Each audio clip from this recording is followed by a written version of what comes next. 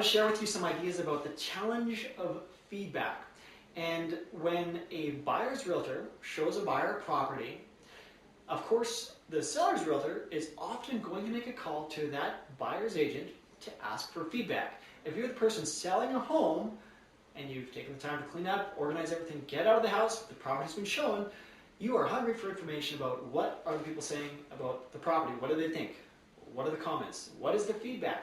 And so this is a challenge for us all the time in a couple of different ways. So here's some ideas I just want to bring to the table for you. One, for buyer's agents, it's practically speaking a challenge to actually make all those return phone calls or emails. If on a given day you show 5 or 6 homes to a single buyer, let's say the following day you get 5 or 6 calls and emails asking for what did the buyer think of the different properties. Now, unfortunately, those type of calls and emails might just slide down the list of things to do. And realistically speaking, when you're identifying our most important tasks of the day, it's quite a challenge to make those connections and offer up that information. An example of what happens at times is you might show 5 or 6 different properties. You then, with that buyer, make an offer on a property, and then you find yourself in the busyness of that buying situation, which commands a lot of your day's time and energy in and of itself. So actually getting the feedback is a challenge, and for ourselves as sellers, realtors, we are always making those emails and phone calls asking for feedback. What did the clients think of the property?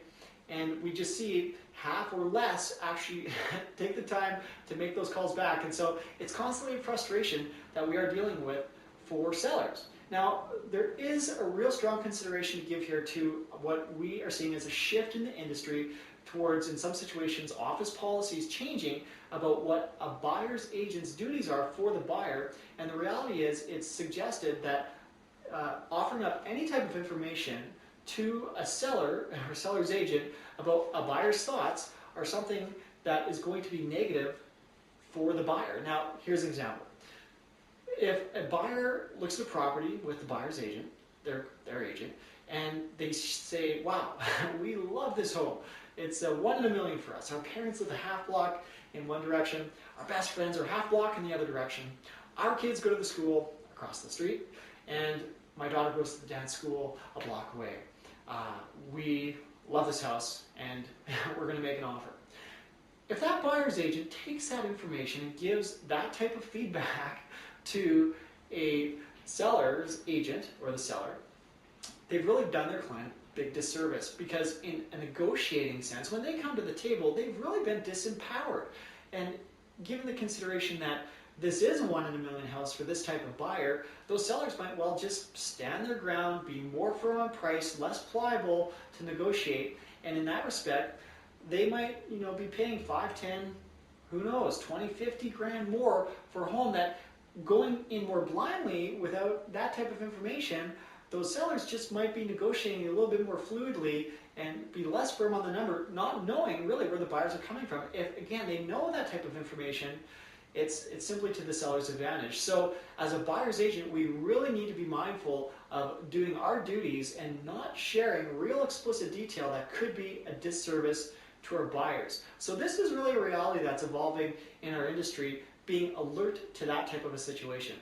Now, the other consideration is simply going, the best type of feedback is the buyer's making an offer on the property. So not to be cliche, but if the property's not being offered on, obviously it's not the right home for the buyer. So we're always making those calls, but even when we get the feedback, it's sometimes just a little bit dissatisfying all around, because you might get a comment that the wife thought the walk-in closet was too small, the vanity countertop didn't afford enough space for cosmetics, they didn't like the size of the kitchen.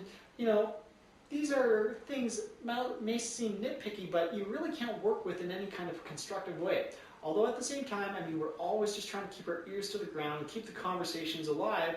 Certainly, if there's obstacles that we can help problem solve and provide ideas to inspire a buyer, that's part of our job, and we want to work with people to help really make those connections.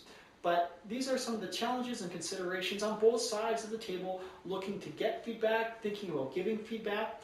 And when we talk about feedback, it's a regular thing, And I thought these are some important thoughts I just wanted to share with you about feedback and the challenges of getting feedback in the real estate industry. Thanks.